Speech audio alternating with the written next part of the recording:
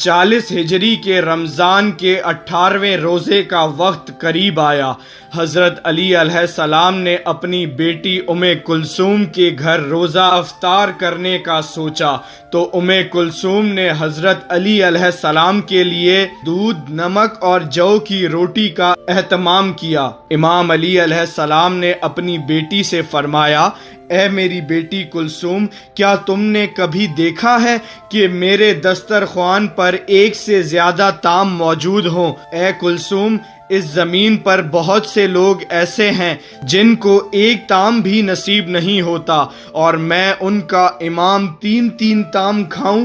ان میں سے 2 طعام اٹھا کر مستحق کو دے دو۔ بی بی کلثوم نے سوچا میں نمک اٹھا لوں، تو امام علی علیہ السلام نے فرمایا، اے کلثوم، یہ دودھ اٹھاؤ اور پڑوس کے یتیم بچوں کے لیے رکھ دینا۔ اور امام علی علیہ السلام نے نمک سے روزہ افطار کیا اور پھر اللہ کی عبادت میں مشغول ہو گئے، اور پھر آسمان کی طرف دیکھ کر فرمانے لگے کہ آ گئی وہ رات جس کا علی سے وعدہ ہوا تھا۔ اور پھر 19 رمضان کی رات آئی۔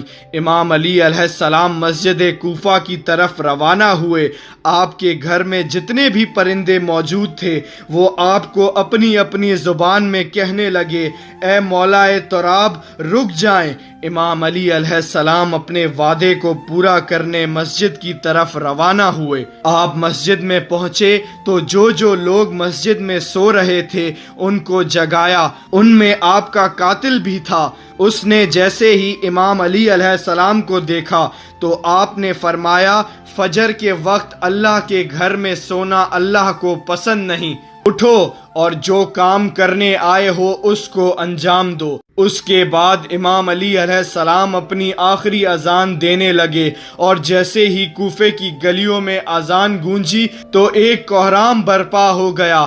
ہر کوئی رونے لگا کہ آج آسمان کا رخ کوئی عجیب لگ رہا ہے۔ اس کے بعد جب امام علی علیہ السلام نماز ادا کرنے لگے اور جیسے ہی سجدے میں گئے تو آپ کا وہ قاتل جو اپنے ساتھ ایک تلوار چھپا کر آیا تھا، جو زہر میں ڈوبی ہوئی تھی، آپ جیسے ہی سجدے میں گئے اس ملعون نے سجدے کی حالت میں آپ پر وار کر دیا۔ بس جیسے ہی آپ کے سر پر اس ضرب کا لگنا تھا، آپ نے فرمایا، کعبے کے رب کی قسم، آج علی کامیاب ہو گیا۔ مسجد میں کوہرام برپا ہو گیا۔ پھر آپ کے چاہنے والوں نے اس قاتل کو پکڑ لیا اور کوئی آپ کو زخمی دیکھ کر شہد کا شربت لے آیا۔ امام علی علیہ السلام نے جیسے ہی اپنے قاتل کو دیکھا اس کے چہرے پر موت کا ڈر تھا، تو آپ نے اپنے چاہنے والوں سے کہا، یہ شربت میرے قاتل کو پلا دو، کیونکہ اس کے چہرے کا ڈر بتا رہا ہے کہ مجھ سے زیادہ اس شربت کی اس کو ضرورت ہے۔ اور سب کو فرمانے لگے کہ کوئی بھی میرے قاتل کے ساتھ بدسلوکی نہیں کرے، اور اگر میں اس ضرب کی وجہ سے شہید ہو جاؤں تو اس کو بھی صرف ایک ہی ضرب لگانا، اگر ایک ضرب سے یہ بچ جائے تو اس کو آزاد کر دینا، اور اگر اس ضرب سے یہ مر جائے تو اس کے جسم کے ساتھ بدسلوکی نہ کرنا، اس کے جسم کو تکلیف نہ دینا، کیونکہ میں نے اللہ کے رسول سے سنا کہ اللہ اس انسان پر لعنت کرتا ہے جو مرے ہوئے انسان کے جسم کو تکلیف پہنچاتا ہے۔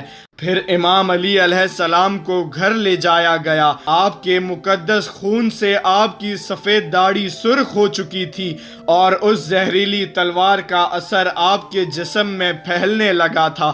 امام علی علیہ السلام جیسے ہی گھر پہنچے تو بی بی زینب و کلثوم رونے لگے۔ گھر میں کوہرام برپا ہو گیا۔ آپ نے فرمایا، گھبراؤ نہیں، اللہ کے ہر فیصلے میں مصلحت ہوتی ہے۔ اور طبیب نے دیکھا تو رو کر بولنے لگے کہ امام علی علیہ السلام کے جسم میں زہر پھیل چکا ہے، جتنا ہو سکے امام علی علیہ السلام کو دودھ پلایا جائے۔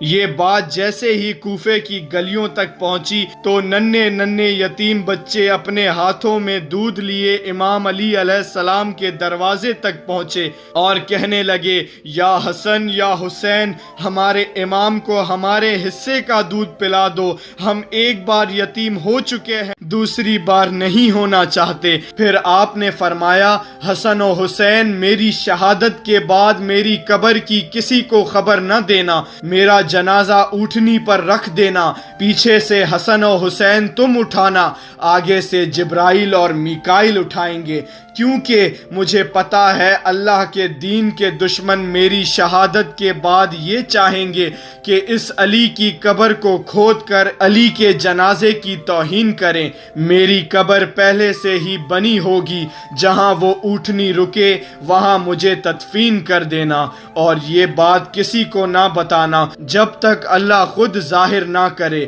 اتنی دیر میں آپ فرمانے لگے، سلام ہو یا رسول اللہ۔ سب فرمانے لگے، یا علی، کیا ہمارے ساتھ حضرت محمد مصطفیٰ صلی اللہ علیہ وآلہ وسلم ہیں؟ امام علی علیہ السلام نے فرمایا، ہاں، اللہ کے رسول اور تمہاری ماں فاطمہ الزہرا مجھے لینے آئے ہیں۔ اور یہ کہتے ہی آپ نے اپنی مبارک آنکھیں بند کر دیں۔ سلام ہو شیر خدا، اللہ کے ولی، اللہ کے گھر میں پیدا ہونے والے، اللہ کے گھر میں شہید ہونے والے، مومنوں کے امیر علی ابن ابی طالب پر۔